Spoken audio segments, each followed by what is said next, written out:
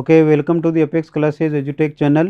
Today, as you can see on your screen, we are going to finish lesson number 10 from your book Panorama, and after that we will discuss question and answer section. There is not much need to discuss the lesson about, as you are well aware with the lesson. So without wasting any more time, let's proceed further. Okay, question number 7. Why was Sophie glad? देखिए glad word easy है. Glade यानी होता है खुश होना. Glade यानी क्या होता है? खुश होना. ठीक है, खुश होना.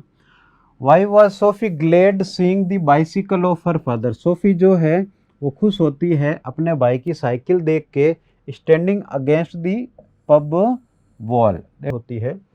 यहाँ लिखा है Sophie went to meet Danny Casey. Sophie गई थी मिलने के लिए किससे? डैनी कैसी के लिए. वैन सी रिटर्न यानी लौटी. जब वो वहाँ से रिटर्न होती है, होम यानी घर पे. It was very late in the dark night. ये बिल्कुल अंधेरे वाले क्या थी? रात थी. ये बिल्कुल अंधेरे वाली रात थी. सी वॉज ग्लैड का मीनिंग ऊपर लिख रखा है. She was glad to see the bicycle of her father standing against the pub wall. वो बड़ी खुश होती है अपने पिताजी की जो साइकिल है वो पब के पास में खड़ी हुई देखकर. बिकॉज वो खुश क्यों होती है? क्योंकि अब असली जवाब ये यहाँ है. He would not be there when she got home. उसे इस चीज़ की खुशी होती है कि मेरे पिताजी घर पे नहीं हैं तो कम से कम वो मुझे डांटेंगे नहीं, कम से कम वो मुझे ये नहीं कहेंगे कि मैं जो हूँ इतनी लेट कहाँ से आ रही हूँ. तो जो लड़की है वो खुश हो रही है कि चलो उसके पिताजी यहाँ पब में सेलिब्रेट कर रहे हैं तो जब मैं घर पे जाऊंगी तो मुझे कोई डांटने वाला नहीं है. Okay, question number 8 is here. Which was the only occasion? What do you mean by occasion? Occasion means अवसर. वो एकमात्र कौन सा अवसर है? When she go to see Danny Casey in person. What do you mean by in person? In person means व्यक्तिगत तौर पर. ठीक है, व्यक्तिगत तौर पर. वो एकमात्र कौन सा अवसर है जब सच में उसने डैनी कैसी को अपने सामने देखा था. हम क्या लिख सकते हैं? द ओनली अकेजन, एकमात्र अवसर. When Sophie go to see Danny Casey, जब सोफी ने डैनी कैसी को देखा. इन पर्सन, व्यक्तिगत तौर पर. Was when her family went to watch United, जब उसका पूरा का पूरा परिवार है वॉच यानी देखने गया. वॉच यानी देखने गया. क्या देखने गया? मैच देखने गया यूनाइटेड का. ऑन सैटरडे, कब? शनिवार को. गत शनिवार को. She saw him in person. What do you mean by him? Him here is Danny Casey. तो एकमात्र ये वो अवसर है जहां पर सोफ ने उसको व्यक्तिगत तौर पर देखा था, और वो भी कहां पे? At the football. तो इसका रियल मीनिंग, रियल जो इसका आंसर है वो यहाँ है कि सोफ ने कब डैनी कैसी को रियलिटी में देखा था. तो उसका आंसर यहाँ है कि फुटबॉल.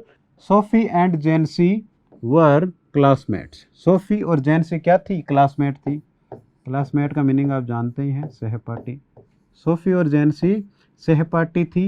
एंड फ्रेंड्स, और मित्र भी थी. What were the differences? What do you mean bye differences? अंतर. तो क्या अंतर थे बिटवीन देम, उन दोनों के बीच में? That showed up. What do you mean bye showed up? Showed up means दिखता है. तो उन दोनों में क्या अंतर है जो दिखता है? उन दोनों में क्या अंतर है जो दिखता है इन द स्टोरी, इस कहानी में? तो जवाब क्या होगा? Sophie and Jansie were classmates. Sophie और जेनसी क्लासमेट्स थी. एंड फ्रेंड्स, तो साथ में पढ़ती थी और मित्र भी थी. But they were following differences between them. लेकिन वो पालना कर रही थी. वो क्या कर रही थी? आपस में फॉलो कर रही थी, वो पालना कर रही थी. कहने का मतलब ये है कि उनमें काफ़ी सारा अंतर था दोनों में. देखिए बोर्ड पे लिखा है फर्स्ट डिफरेंस क्या है. तो फर्स्ट डिफरेंस लिखा है Sophie lived in fantasy. Sophie कहाँ रहती थी? फैंटेसी मीन्स कल्पना में रहती थी. And Fairyland. Fairyland means what? परिलोक. Sophie जो है वो परिलोक में रहती थी. While. What do you mean bye while? देखिए वाइल कर रखें याद. जबकि Jency was a practical girl. Jency क्या थी? प्रैक्टिकल गर्ल थी. देखिए प्रैक्टिकल कैसा है? तो जेनसी जो थी वो प्रैक्टिकल थी. हु अंडरस्टूड, जो समझती थी. यहाँ क्या होगा? जो समझ गई, जो क्या हुई?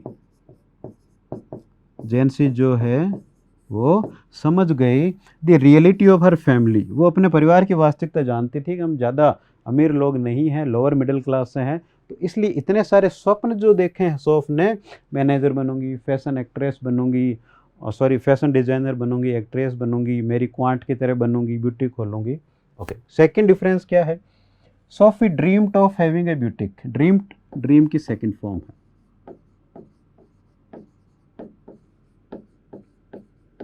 सोफी जो है वो स्वप्न देखती है, सोफी जो है स्वप्न देखती है एक ब्यूटी खोलने का, वाइल का मीनिंग आपको याद हो गया होगा, पुनः लिख लें। जबकि जेनसी न्यू दैट, न्यू जानती थी, जबकि जेनसी जो है वो जानती थी कि इट क्या, वो सपने would need a lot of money, उसे पता था कि ये सपने पूरे करने के लिए काफ़ी सारा पैसा चाहिए, मतलब काफ़ी।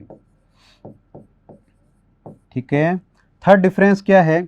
Sophie wanted to become a manager, Sophie एक मैनेजर बनना चाहती थी to earn money. What do you mean by earn? Earn means कमाना।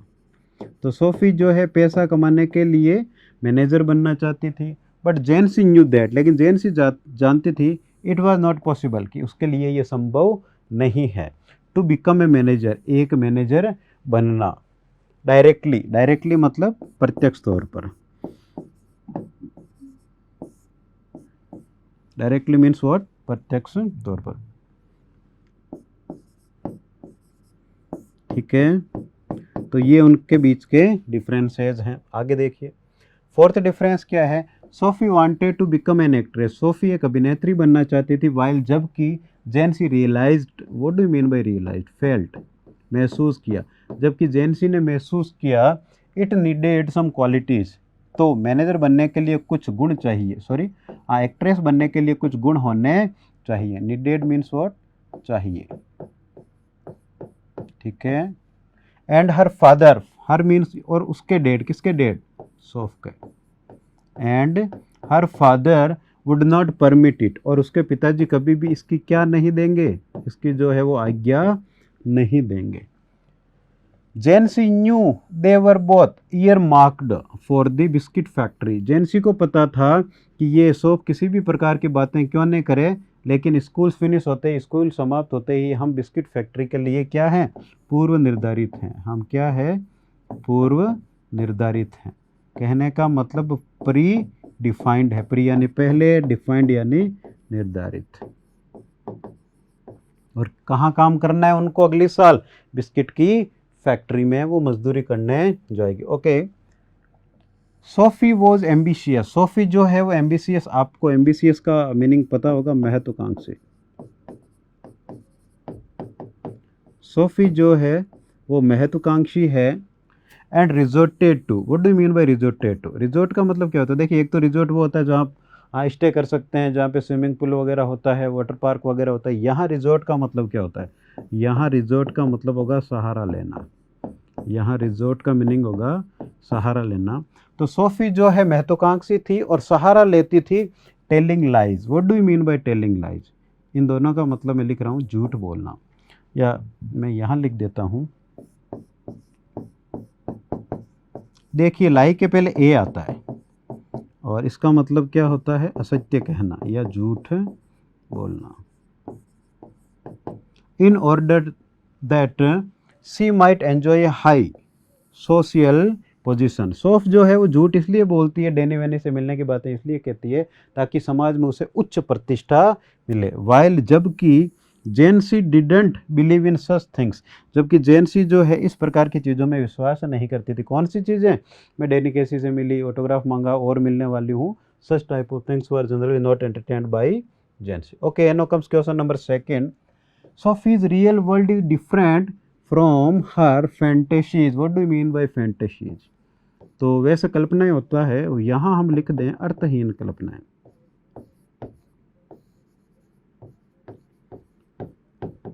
सोफी की जो दुनिया है, सोफी की जो दुनिया है, या सोफी का जो रियल यानी वास्तविक, सोफी का जो वास्तविक दुनिया है वो बहुत भिन्न है किससे? फैंटेसी से, उसकी अर्थहीन कल्पनाओं वाले संसार से। इस चीज़ को एक्सप्लेन करना है, यानी इस चीज़ का आपको वर्णन करना है कि ये तथ्य कैसे सही है। ओके, देखिए लेखक कह रहा है yes Sophie's real world is different from her fantasy. अब बार बार देख रहे होंगे जैसे बड़े वाले क्वेश्चन है, this will be given under the section of 125, ये 125 शब्दों के उत्तर लिखने होते हैं, इनको आंसर आपको करना होता है। तो इसमें देख रहे हैं आप फर्स्ट जो लाइन है हर आंसर की वो क्वेश्चन ही अपने आप में। देखिए वहाँ लिखा है Sophie's real world is different from her fantasies, यहाँ पे सिर्फ यस ऐड किया, बाकी कॉपी कर दिया है। तो मेरे कहने का मतलब ये बड़े पर्सन जब आप लिखते हैं तो उनमें ये एक पॉजिटिव है। सोफी का जो रियल मीन्स आपको पता है, वास्तविक संसार उसकी अर्थहीन कल्पनाओं से भिन्न था। कैसे? सी मीन्स सोफी फैमिली से थी, she lives in a small house, वो एक छोटे से घर में निवास करती थी। द एनवायरनमेंट, एनवायरनमेंट मीन्स देखिए पर्यावरण होता है वैसे, लेकिन यह होगा माहौल। The environment at home is not healthy, घर का जो वातावरण है वो स्वच्छ नहीं है।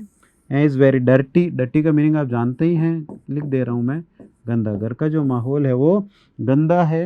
गंदा कैसे? घर का माहौल, घर जो है अस्त व्यस्त पड़ा रहता है। But Sophie always lives in fantasies, fantasies का मीनिंग आपको पता है, लेकिन सोफी हमेशा अर्थहीन कल्पनाएं करती रहती है। She is a daydreamer, what do you mean by daydreamer? दिन में सपने देखना, दिन में स्वप्न देखना। देखिए सोने के बाद जो स्वप्न आता है उस पर आपका बस नहीं चलता है, आपका वश नहीं है। लेकिन डे ड्रीमर मतलब दिन में स्वप्न देखने का मतलब है खुली आंखों से सपने देखना, यानी कुछ करने की बजाय ये हो गया है यही सोचना। यही तो हुआ था, डेनी केसी कभी भी उसे मिलने वाला नहीं था, लेकिन सोफ ऐसी कल्पना करती है जैसे डेनी केसी ने उससे मुलाकात कर ली है। That is what called daydreaming. Okay, she dreams, she कौन है आपको पता है ना, हम सोफ की बात कर रहे हैं। She dreams of becoming, becoming means बनना। वो स्वप्न देखती है ब्यूटी को ऑनर, ऑनर का मीनिंग आपको याद हो गया होगा, मालिक। वो कपड़ों के किसी शोरूम की मालकिन बनना चाहती है, फिर वो मैनेजर बनना चाहती है, फिर वो एक्ट्रेस बनना चाहती है। कम, कम मीन्स व्हाट? शहर, शहर। और साथ साथ वो एक्ट्रेस बनने के साथ क्या करना चाहती है? ब्यूटी खोलना चाहती है, उसकी मालिक बनना चाहती है। एंड ए फैशन डिजाइनर, इसके अलावा फैशन डिजाइनर भी बनना चाहती है। सी विशेष, वो चाहती है टू नो द अननोन, वो चाहती है टू नो द अननोन, वो अनजानी जो चीज़ें हैं, अनजानी चीज़ें उनको जानना चाहती है। अनदेखी जो चीज़ें हैं उनको देखना चाहती है। मीट स्ट्रेंजर्स, वो जो है अजनबियों से मिलना चाहती है। अनसीन, अनदेखा। स्ट्रेंज यानी अजीब होता है और स्ट्रेंजर यानी अजनबी होता है। ठीक है, ओके। सी फैंसीज, फैंसी यानी क्या होता है? देखिए फैंसी स्टोर वगैरह वो है, वो बिल्कुल वही है, लेकिन रियल में फैंसी वर्ड के तौर पर इसका अर्थ होता है कल्पना करना, कल्पना करना। तो जो ऊपर लिखा हुआ है सी फैंसीज, इसका मतलब है वो कल्पना करती है the world greeting. What do you mean bye greeting? Greeting means what? अभिवादन करना। वो ऐसी कल्पना करती है जैसे संसार उसकी क्या कर रहा है? उसका अभिवादन कर रहा है। संसार क्या कर रहा है? उसका अभिवादन कर रहा है। Applauding, what do you mean bye applauding? ठीक है, मतलब संसार तालियां बजा रहा है उसके लिए। क्या बजा रहा है? तालियां बजा रहा है। देखिए सोफ की प्रॉब्लम क्या है? सोफ जो है बिना कुछ किए कुछ हासिल करना चाहती है। बिना कुछ किए क्या करना चाहती है? हासिल करना चाहती है। देखिए आप यदि चाहते हैं कि दुनिया तुम्हारे लिए तालियां बजाए तो शायद आपको जीवन के 10 साल इसमें इन्वेस्ट करने पड़ेंगे। आपको शायद जीवन के 10 साल मेहनत करनी पड़ेगी, फिर 11वें साल शायद लोग ताली बजाएंगे। लेकिन ताली बजाएंगे जब दुनिया वाले तो आपको खुशी होगी। और ये खुशी सोफ को यूँ ही मिल गई है। वो ये सोच लेती है कि लोग तालियां बजा रहे हैं, मुझे बड़ी खुशी हो रही है, बस खुशी मिल गई। तो बस यही सोफ की प्रॉब्लम है। तो दैम, हरसेल्फ एंड जोफ, और सोफ ऐसी कल्पना करती है कि मैं और मेरे जो भैया हैं वो शहर में गए हैं और वहाँ लोग हमारे स्वागत में ज़ोरदार तरीके से तालियां बजा रहे हैं, ऐसा वो सोचती है। फाइनली, अब फाइनली का मीनिंग जानते हैं। आखिरकार सी फैंसीज दैट, वो कल्पना करती है, सी हैज़ ए लवर, कि उसका एक प्रेमी है जिसका नाम है Danny Casey an iris.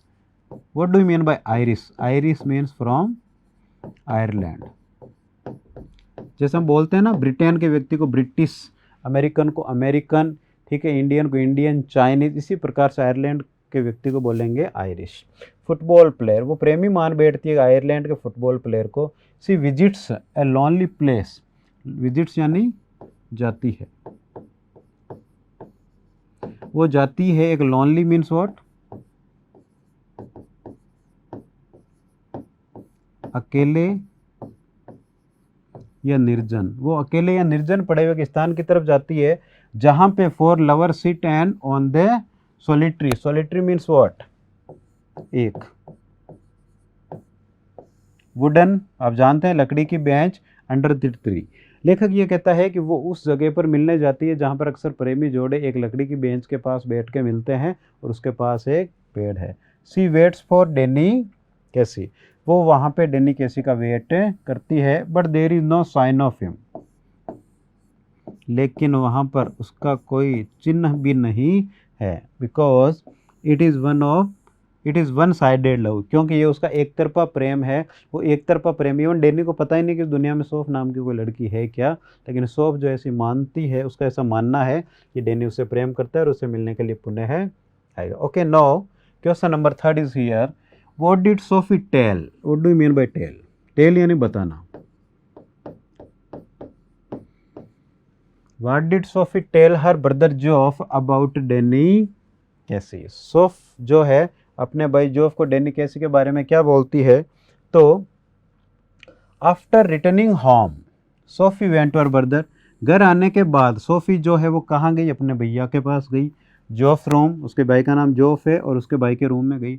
Geoff was working with A motorcycle part. Geoff जो है, पार्ट का मतलब क्या होता है? दो अर्थ होते हैं, एक तो होता है अलग होना,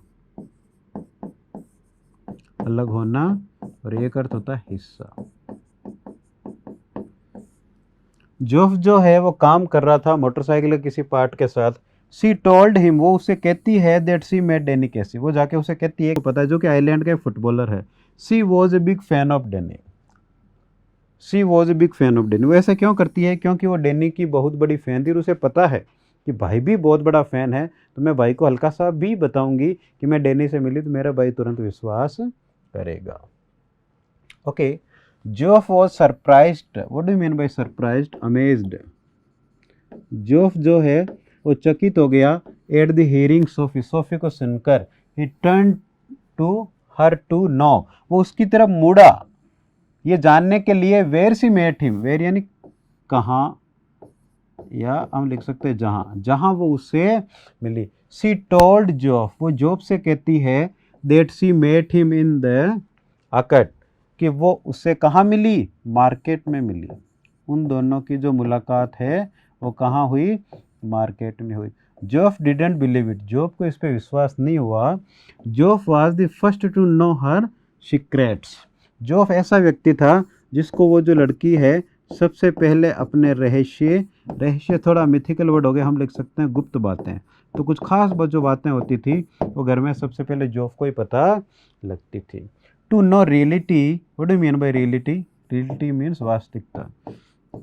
लेखक ये कह रहा है कि वास्तविकता जानने के लिए, वास्तविकता जानने के लिए,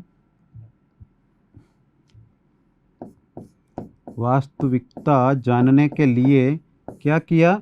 ही, उसने, जोफ ने आस्क्ड, पूछा सोफी हाउ डेनी लुक्ड, कि तुम मिली हो तो बताओ वो तो दिखने में कैसा है?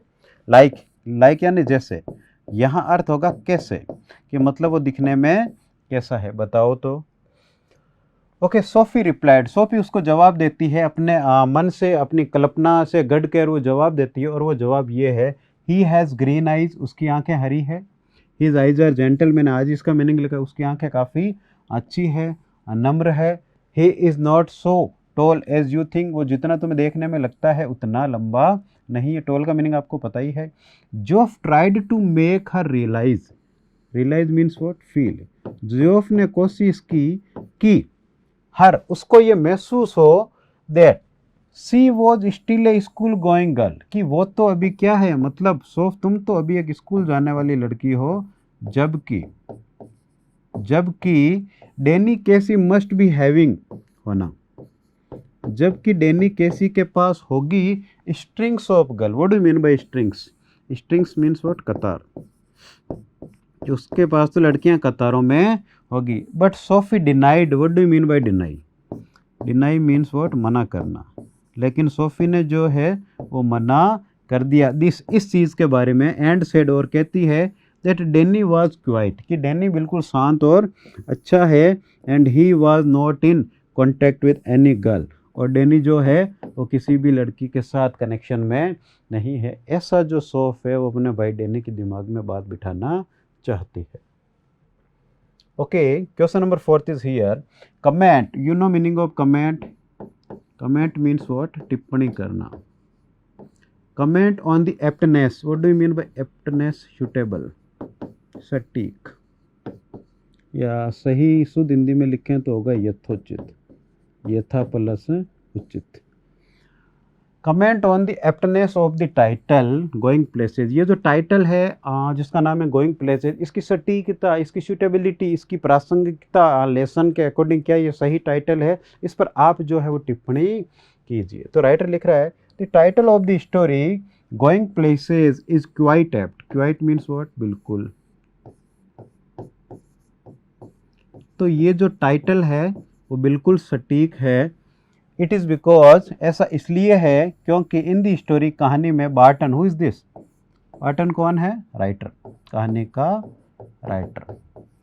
Because Barton takes his readers to the different places, क्योंकि जो बार्टन है लेके जाता है उसके रीडर्स को अलग अलग जगह पे, through his man young female character, किसके माध्यम से? उसके थ्रू मीन्स व्हाट? द्वारा। किसके माध्यम से? उसके मेन, मुख्य, यंग मीन्स जवान, फीमेल यानी महिला, कैरेक्टर मीन्स व्हाट? पात्र। इस कहानी की जो केंद्रीय पात्र है सोफी, उसके माध्यम से ले जाता है। देखिए, फर्स्ट ऑफ ऑल, सर्वप्रथम, Sophie tax, what do mean by tax here? Tax means ले जाती है। सोफी जो है वो हमें ले जाती है the readers in the search of work. सबसे पहले तो सोफी जो है वो काम को ढूंढने की बात करती है। तो कभी हमारा दिमाग फैशन डिज़ाइनिंग में जाता है, कभी एक्ट्रेस के स्टूडियो में जाता है, इस प्रकार की काफ़ी चीज़ें वो करती है। सी फैंसीज बिकमिंग, फैंसी आप जानते हैं, कल्पना करती है।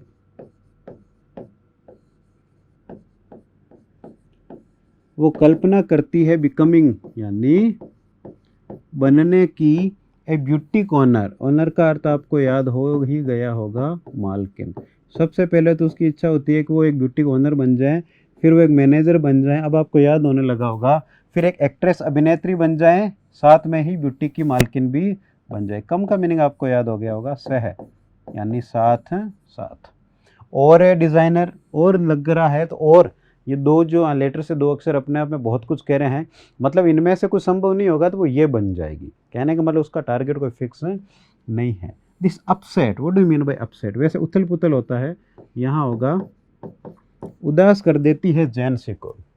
और जैनसी कौन है? सोफीज क्लोज फ्रेंड, सोफी की जो है परम मित्र है, सोफी की जो है वो खास सहेली है। In the second phase, what do you mean bye phase? Phase यानी चरण। दूसरे चरण में मतलब अलग अलग स्थानों पर वो हमें घुमाती है, लेखक ऐसा कहता है। तो पहले चरण में तो वो यहाँ घुमाती है, इन सेकंड फेज, दूसरे चरण में सी फैंसीज, वो कल्पना करती है अनजाने,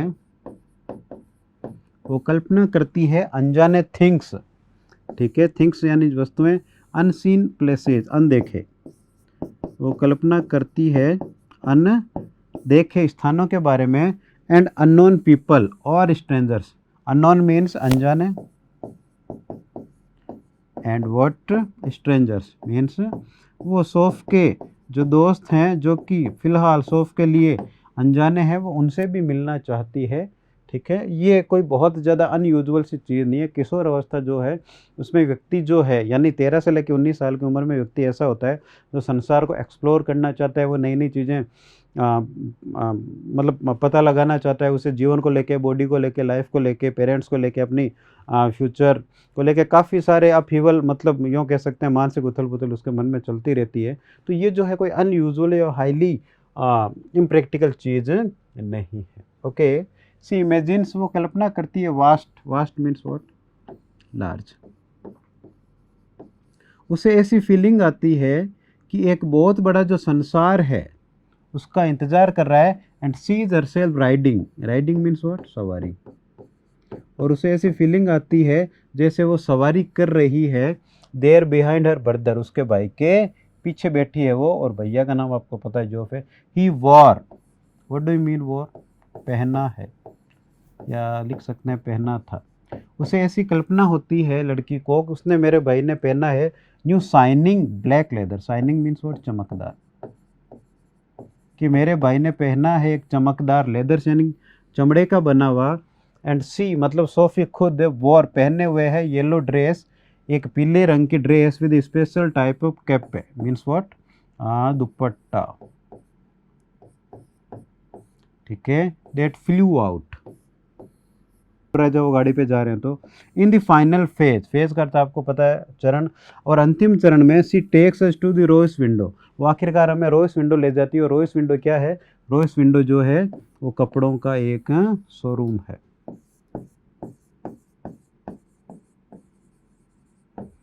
और फिर वो हमें कहाँ ले जाती है, रोइस विंडो ले जाती है, and then to the place, और फिर उस जगह पर, या वेयर का जगह क्या होगा, जहाँ, और उस जगह पर ले जाती है जहाँ she goes to meet Danny Casey, जहाँ पर वो डैनी कैसी से मिलने के लिए जाती है।